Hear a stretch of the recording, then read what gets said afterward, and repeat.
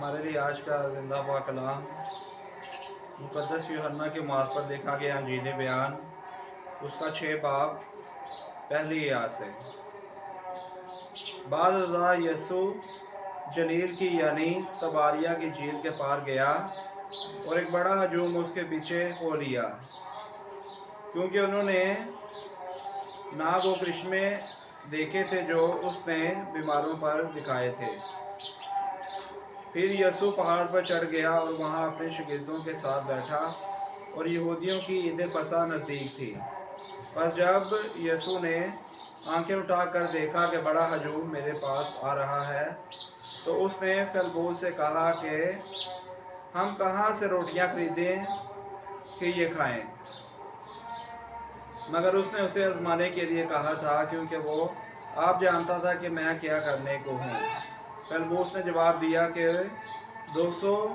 दिनार की रोटियां इनके लिए बस ना होंगी कि हर एक को थोड़ी सी मिले। उसने शागिर्दों में से एक यानी शमौन पतरस के भाई इंद्रियास ने उससे कहा कि यहाँ एक लड़का है जिसके पास जो कि 5 रोटियां और 2 मछलियां हैं, मगर ये इतने लोगों के लिए क्या हैं? तब यसू ने कहा कि लोगों को बिठाओ, और उस जगह बहुत घास थी। चुनाचे वो बैठ गए, तकरीबन 5000 मर्द। और यसू ने 2 रोटियां ली और शुक्र करके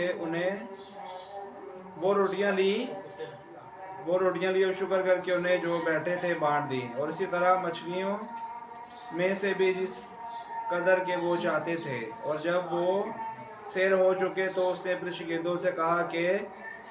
इन टुकड़ों को जो बचे रहे हैं जमा करो, ताकि कुछ ज़ाया ना हो।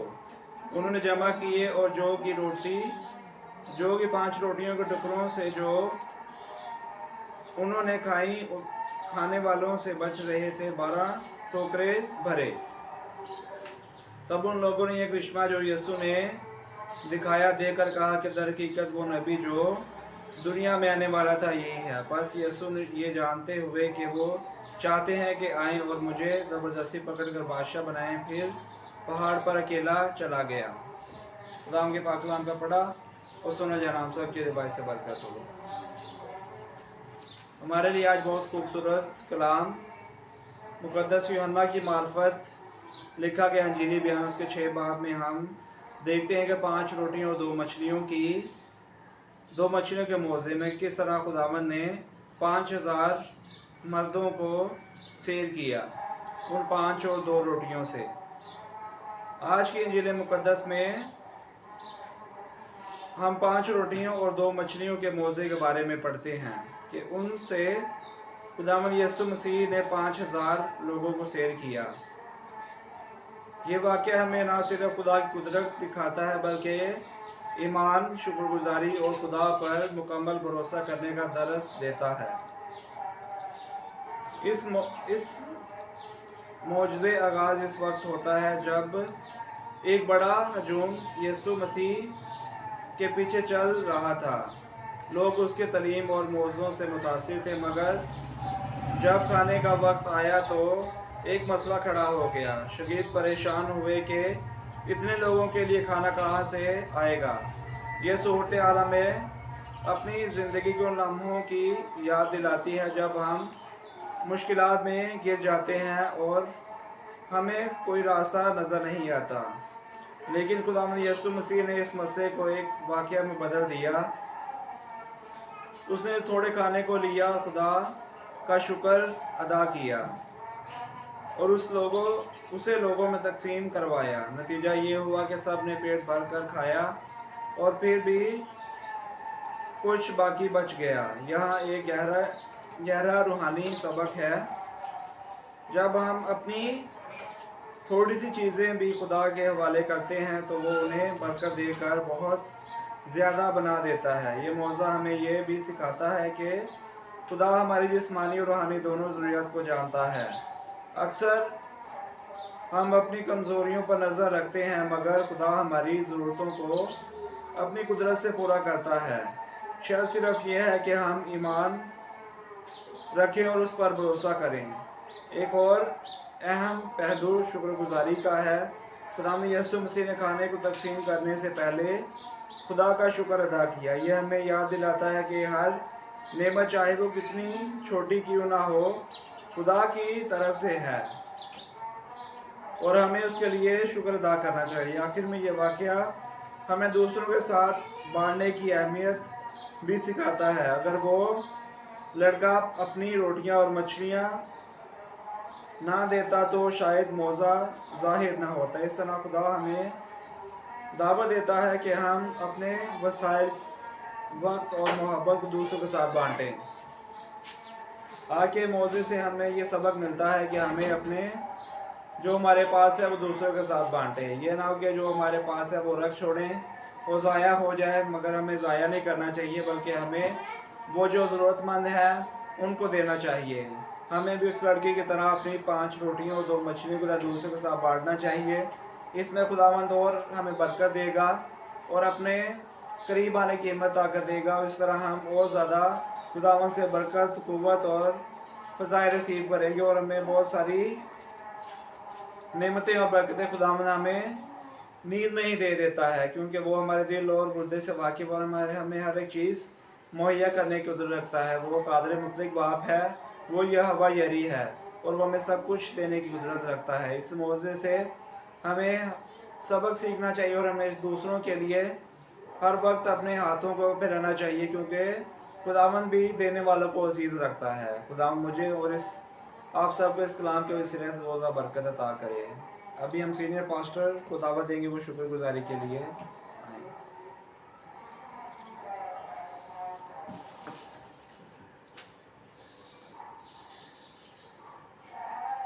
आज खुदावंद के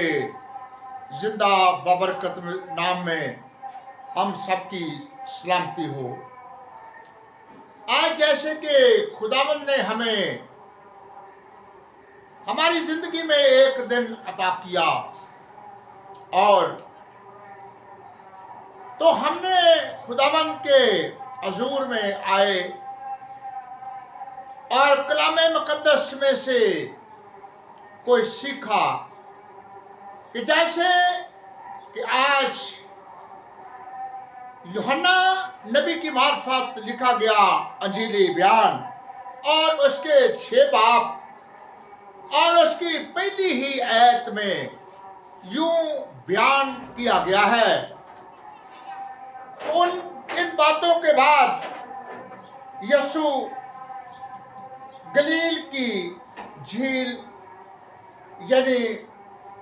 तापिया की झील के पार गया और बड़ी भीड़ उसके पीछे हो ली और भीड़ बहुत बड़ी, क्योंकि ये जो मोज़े ज़्यादा हुए, ये ईद फसा नज़दीक सी ते खुदावंद दा वक्त भी नज़दीक सी, इस करके बहुत ज़्यादा रोज़ बरोज़ मोज़े हुंदे गए। अज दा इस तरह के खुदावंद यीशु मसीह आंदा कि भीड़ नूं खाना तो खोना चाहिए, कितने खरे कितना चिर हो गया इन्हों साढ़े पिछे, तो शागिर्द आते ने कि असी इन्हों किन्ने कू दा लिया के ते रोटियां खवावांगे। 5000 लोग बंदे ने औरतां ते बच्चों तो बगैर असी कितों लियावांगे इन्नियां रोटियां। तो वो पुछदा पिया है कि तुहाडे किसी दे कोल कुछ हैगा है? अगो शागिर्द ने आख्या कि एक बच्चा है, उहदे कोल 5 रोटियां ते 2 मच्छियां ने और वो बच्चे कोल उन्हें लियां ते उन्हां दे टुकड़े कीते, बरकत ली, बरकत खुदा तो मंगी। यीशु ने उन्हें ते बरकत पाई और उन्हें कतार दे विच बहा के ते सारियां नूं देनियां शुरू कीतियां। ते जिस के अज खुदावंद दा जिंदा कलाम बयान करता है कि वो सारे ही शेर हो गए, सारे ही रज गए ਤੇ ਵੇਖਿਆ ਕਿ ਉਹ ਟੁਕੜੇ ਜਿਹੜੇ ਸੀ ਉਹ ਜਮ੍ਹਾਂ ਕੀਤੇ ਤੇ ਉਹਨਾਂ ਦੇ 12 ਟੋਕਰੇ ਜਿਹੜੇ ਸੀ ਨਾ ਉਹ ਬਚ ਗਏ।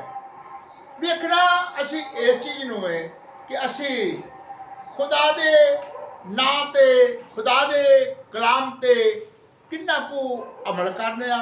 ਔਰ ਸਾਡੇ ਕੋਲ ਜਿਹੜੀਆਂ 5 ਰੋਟੀਆਂ ਹੈਗੀਆਂ ਨੇ ਉਹ ਅਸੀਂ ਕਿਸੇ ਨੂੰ ਦੇਣੇ ਆ ਜਾਂ ਨਹੀਂ ਦਿੰਦੇ। ਵੇਖਣਾ ਅਸੀਂ ਇਸ ਚੀਜ਼ ਨੂੰ ਹੈ ਕਿ ਜੇ ਉਹ ਆਂਦਾ ਤੂੰ मेरे दिए में से देकर दे तो मैं तेरे लिए सामान खोल दूंगा। ये ना हो कि तेरे घर में रखने की जगह ना दी, ये नहीं होवेगा कि तेरे घर दे विच रखण नूं जगह भी नहीं मिलेगी। देख के तो वेख तू, ये खुदावंद दा जिंदा मुकद्दस कलामे मुकद्दस बयान करता है। अज वेखना असी इस चीज़ नूं है कि असी खुदा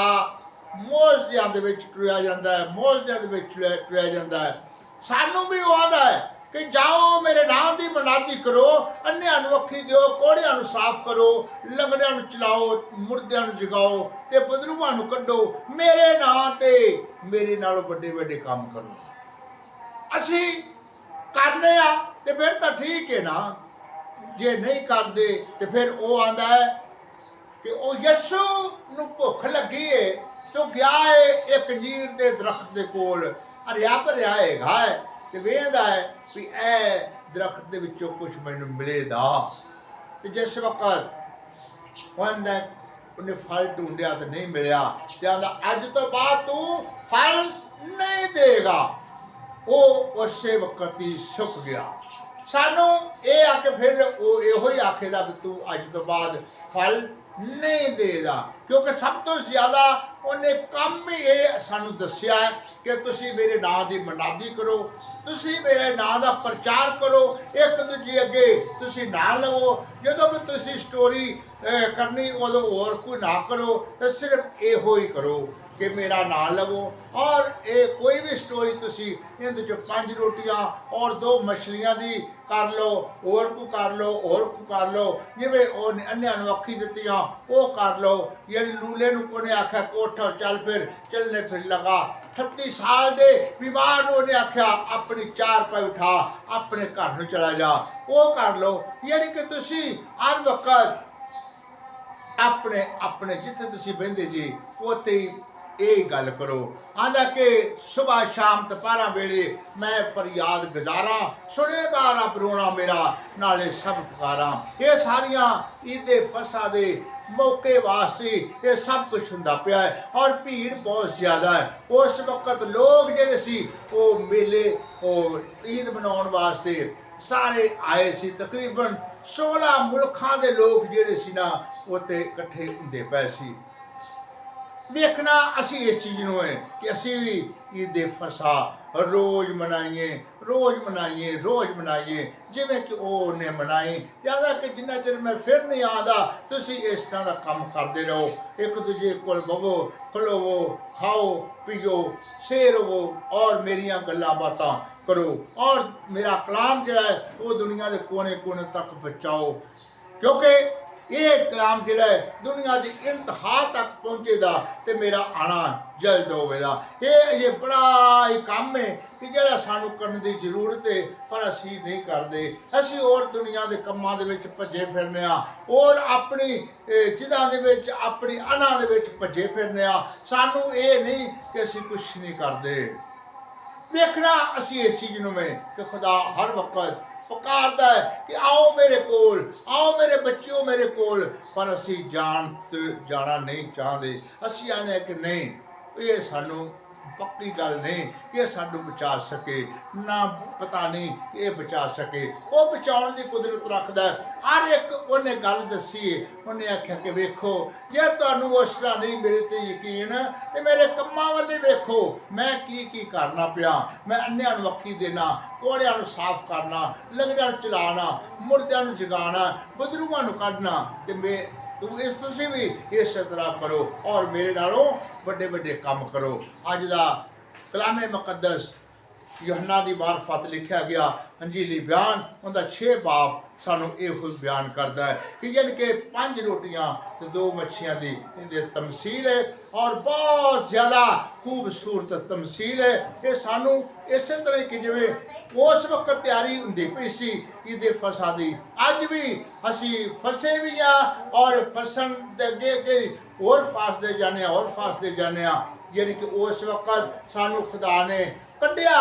ملک مصر دے وچوں اج بھی اسی ملک مصر دے وچ فاسدے جانے بہت زیادہ فاسدے جانے بہت زیادہ فاسدے جانے اسی ان چوں نکلن دی کوشش کریے ضرور کیونکہ وہ آدھا سکے ہاتھ انہوں نے آکھیا اپنا ہاتھ اوپر اٹھا انہیں اٹھایا دوسرے کی نسبت ہو گیا جب نمد لولے نے کہا اٹھ اور چل پھر چلنے پھر لگا 38 سال دے بیمار نے آکھیا اپنی چار پہ اٹھا اپنے گھر چلا جا آیا کہ آج دے کلام دے وسیلے سانو ساڈی زندگیاں تبدیل ہون اور اسی کلام دے وسیلہ برکت لائیے اور زندگی جیسی نعمتیں سانو ملن اور سانیاں بیماریاں کمزوریاں پریشانیاں جاندیاں رہن B P high low sugar یرکان میدے جیسی پرابلم جسم کی درداں جسم دی کمزوری ساڑھے جسم دے وچوں نکل دی رہے آئے ہم اپنے سروں کو جھکائیں اور خداوند کے تخت کے سامنے سر نکو ہوئیں کہ ہمارا ہادی اور رہنما ہے ہمارے دل اور گردے سے واقف ہے کہ ہم کس کے چیز کے محتاج ہیں نہایتی مہربان سچے جندے خداوند تیری تعریف اور تیری تمجید کرتے ہیں کہ شکر ہے رحیم باپ کہ تو نے ہم کو یہ موقع بخشا یہ موقع دیکھنے کے لئے شوقت مہربانی ہے خداوند جیسا تو نے رات ہماری فاس نگاہ بانی کی ہے دن دلیا ہماری فاس نگاہ بانی کر مشکلاتوں سے بچا کے رکھ آزمائش میں سے نکلنے کی راہ پیدا کر تنگی اور تکلیف سے بچا کے رکھ کیونکہ تو ہے جو تھا جو آنے والا ہر ایک آنکھ تجھے دیکھے گی ہر ایک گھٹنا تجھے سجدہ کرتا ہے تیرے بندے کمزور ہیں تیرا کلام طاقتور ہے تیرے نام میں تیرے کلام میں تیرے خون میں فتح ہے میں نے خداوند بچے سنی کے لیے تقاضا کیا ہے خداوند اس کی بیوی کے لیے بچوں کے لیے بچیوں کے لیے تیرے آگے التجا کیا ہے اس کے ماں باپ بہن بھائیوں کے لیے تیرے التجا کیا ہے اس گھرانے کے لیے تیرے التجا کیا ہے ان کو شفا دے مکمل شفا دے خداوند جیسے کہ بچے عامر کا آپریشن ہوا ہے اس کو خداوند تو نے صحت اور تندرستی دینی ہے اور بھی جو بھی خداوند آگے چلنے کی ہمت اور طاقت دے خداوند بھائی رشید اور خداوند اس نے کہا کہ ہمارے لیے دعا کرنا میں نے خدا ان کے لیے تیرے آگے التجا کیا ہے ان کو بہت زیادہ برکت میں برکت دے خداوند ساری شیطان کی طاقت کو جلا کر راہ کر دے اس گھرانے کے لیے التجا کیا خداوند آگے چلنے کی ہمت اور طاقت دے خداوند کبھی کسی بھی طرف سے شیطان کا حملہ نہ چلے خداوند آگے چلنے کی ہمت اور طاقت دے اپنے بندے کی رہنمائی کر خداوند جتنا بھی وقت خداوند زندگی کا ہے میں تیرے ساتھ گزاروں اور خداوند تو پہچان لے کہ یہ میرا بیٹا ہے ساری شیطان کی طاقت کو جلا کر راہ کر دے رکاوٹاں اور زنجیروں کو توڑ دے بچوں کو بڑی برکت دے خاندان کو بڑی برکت دے اس خاندان کو سنبھال اور خداوند خادموں کو برکت دے خداوند جتنے بھی اس وقت اس گھر میں ہیں گھرانے میں ہیں ان کو اپنے کھلدہ ہاتھ میں لے لے ایک ایک جسم کی کمیاں کمزوریاں تنام سے جاتی رہے بیماریاں پریشانیاں جاتی رہے میں نے بھائی صاحب کے لیے تقاضا کی ہے اس کی بیوی کے لیے بچوں کے لیے بچیوں کے لیے اور پوتیوں کے لیے تقاضا کیا خداوند ساری شیطان کی طاقت کو جلا کر راہ کر دے آگے چلنے کی ہمت اور طاقت دے جیسے کہ سارن کے خداوند بچی سریا کام کرتی ہے اس جگہ پر اس کو برکت میں برکت دے اس کے میاں کو برکت دے خداوند ان کے بچوں کو صحت اور تندرستی دے اور خداوند بھائی بہند کو خداوند صحت اور تندرستی دے اس گھرانے کو بھائی تیجو کے لیے تقاضا کی ہے اور بشیرہ کے لیے تقاضا کی ہے ایک کو اپنے کھلدہ ہاتھ میں لے لے اور خداوند ایک ملک پاکستان کے ساتھ ہو خداوند اس میٹون میں تو چلتا پھرتا نظر آ جتنے بھی خادم ہیں خادموں کو بڑی برکت دے خداوند ساری شیطان کی طاقت کو جلا کر راہ کر دے آج اپنے مقدس عظیم دن میں جس جگہ پر بھی تیرے خادم کلام مقدس کو بیان کرے ان کے ہونٹوں کا ذمہ لینا ہے بڑی برکت دے خدا ہماری عرضاں درخواستاں سن اور قبول کر مسیح یسوع کا واسطہ دے کے مانگتے ہیں آمین اے ہمارے باپ تو جو آسمان پر ہے तेरा नाम पाक माना जाए, तेरी बात से आवे, तेरी मर्जी जिसा आसमान जमीन पर भी हो। हमारा रोज की रोटी आज सन दे, जिस ਅਸੀਂ ਆਪਣੇ ਕਰਜ਼ਾ ਮਾਫ ਕਰਨੇ ਆ, ਤੂੰ ਸਾਡੇ ਕਰਜ਼ਾਂ ਨੂੰ ਮਾਫ ਕਰ ਦੇ, ਸਾਨੂੰ ਅਜ਼ਮਾਇਸ਼ ਚ ਨਾ ਪਾ, ਸਗੋਂ ਬੁਰਾਈ ਤੋਂ ਬਚਾ, क्यों बादशाह कुदरत जलाल हमेशा तक तेरा है, आमीन। अब खुदावंद यीशु मसीह का फजल बात रफाकत होन तो लेके हमेशा तेकर इन बच्चों के साथ जितने भी इस वक्त तेरे आगे झुके हैं, एक एक के साथ साथ खुदावंद आए के को बड़ी बरकत दे, बाप ते बेटे रफाकत नाम ते, आमीन।